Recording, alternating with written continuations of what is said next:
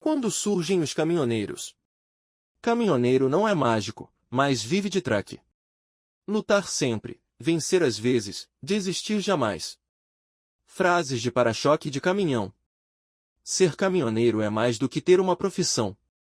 É também se inserir numa cultura, adotar um estilo de vida, um conjunto de comportamentos. É lidar com um imaginário forjado em função da curiosidade e fascínio que a atividade desperta, representações que não raramente são cultuadas pelos próprios motoristas. Não surpreende que existam tantas canções sobre caminhões e caminhoneiros. As letras em geral abordam os dilemas que enfrentam aqueles que se aventuram pelas estradas, narram suas dores e delícias. Mas foram os filmes e programas de TV que, nas décadas de 1970 e 1980, ajudaram a conformar uma cultura caminhoneira. Veja o caminhoneiro nas telas, na página __. Na verdade, as narrativas sobre o cotidiano desses profissionais são encontradas em outras artes, inclusive na literatura. Alguns livros têm sido escritos pelos próprios motoristas. Essas representações assumiram características próprias nas mais diversas regiões do planeta. No sul da Ásia, os próprios caminhões são utilizados para comunicar os pensamentos dos caminhoneiros. E em muitos países do mundo todo as caçambas e os baús são usados como se fossem telas, revelando uma expressão estética e artística que, quase sempre, mostra muito da individualidade daquele caminhoneiro. No início, os caminhoneiros estavam sujeitos aos mesmos problemas enfrentados pelos usuários dos pioneiros automóveis, com o diferencial de que carregavam mais peso e lidavam com uma máquina mais complexa.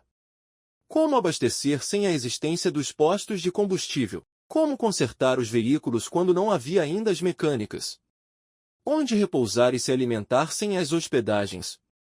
Nos primeiros momentos da profissão, os caminhoneiros faziam entregas no interior das cidades ou no máximo nos arredores. O meio ferroviário parecia mais eficiente para percursos mais longos.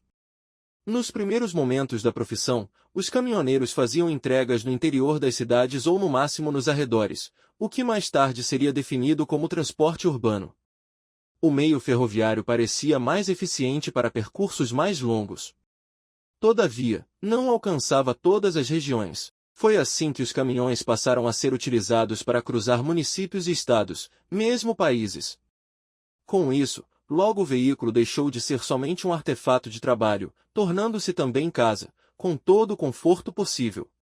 Até chegar ao atual estágio de desenvolvimento, os caminhões foram aos poucos sendo adaptados a partir também das demandas que os caminhoneiros apresentavam para a indústria automobilística ou mecânicas que faziam as mudanças sugeridas. Quando a maior parte da distribuição de produtos era feita por ferrovias, era pequeno o número de pessoas habilitadas a trabalhar nos caminhões. Os pioneiros caminhoneiros não contavam com nenhuma regulamentação e tinham que enfrentar muitos desafios para cumprir sua função. A maioria não era proprietária dos veículos, sendo contratados por empresas diversas, inclusive pelas primeiras especializadas em transporte de cargas. Pelas difíceis características da atividade, os caminhoneiros buscaram se organizar em entidades representativas para reivindicar melhores condições de trabalho, inclusive o aumento da remuneração. A atuação desses coletivos se tornou mais notável e eficiente conforme cresceu o transporte rodoviário de cargas.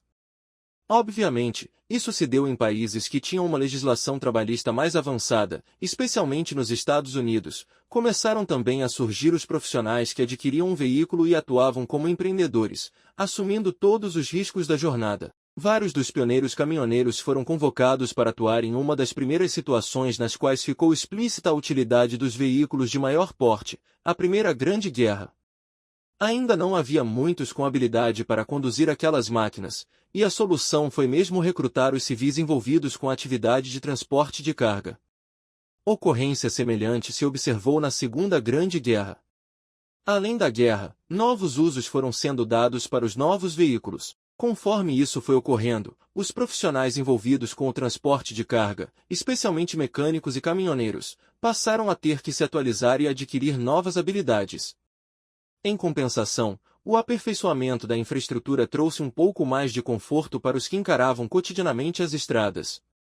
Em vários países, com o aumento do número de automóveis em circulação, se estabeleceram legislações e requisitos para exercício amador e profissional da função de motorista. Entre esses, passou a se exigir uma licença para dirigir, também surgindo provas para checar a habilidade dos candidatos.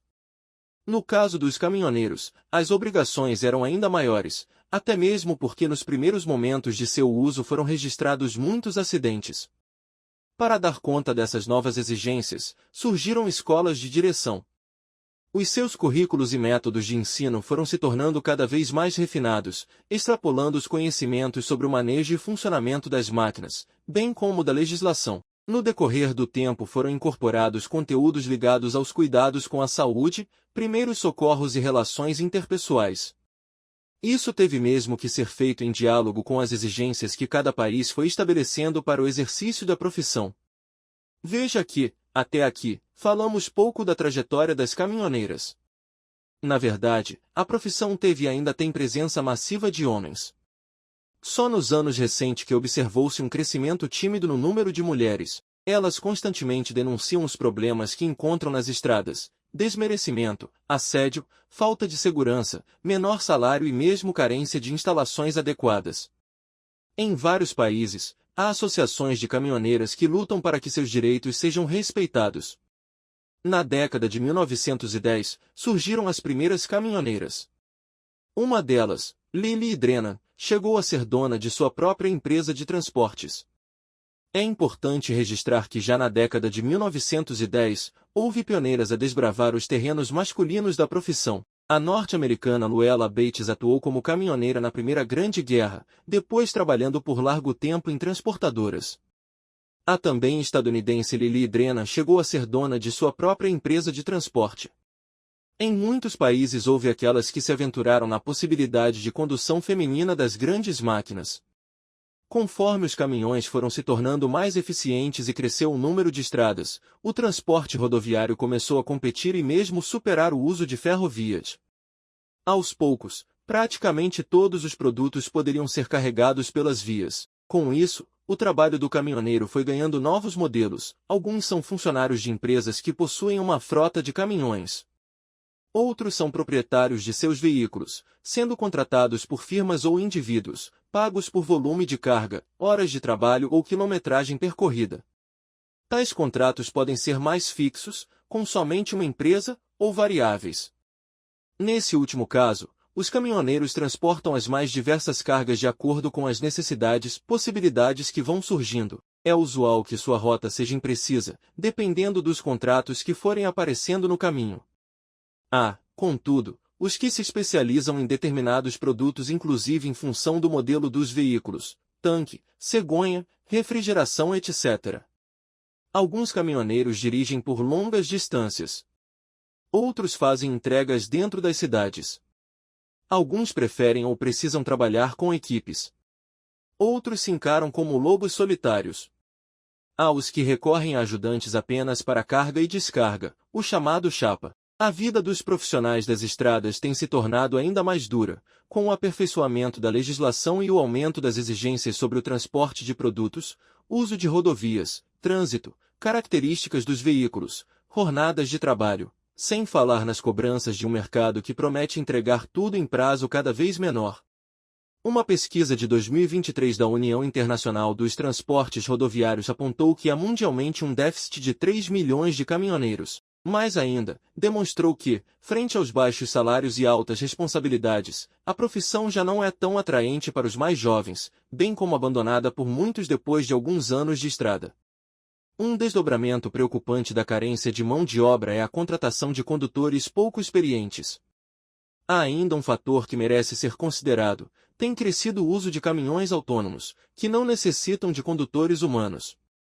Isso pressiona ainda mais a profissão, até mesmo no sentido de diminuir a remuneração, o que se desdobra em menor atratividade para a carreira. De toda forma, pode-se dizer que em maior ou menor grau os caminhoneiros seguem ocupando espaço de grande relevância na sociedade contemporânea. Em alguns países, como nos Estados Unidos, são encarados como agentes do progresso e presença social marcante. Seus símbolos fazem parte da mitologia norte-americana. Em outros países, mesmo com destaque menor, seguem sendo personagens que garantem a manutenção de parte significativa do cotidiano. Na comunidade europeia, por exemplo, há muita carga sendo transportada por avião, navio, trem. Mas os caminhoneiros são imprescindíveis.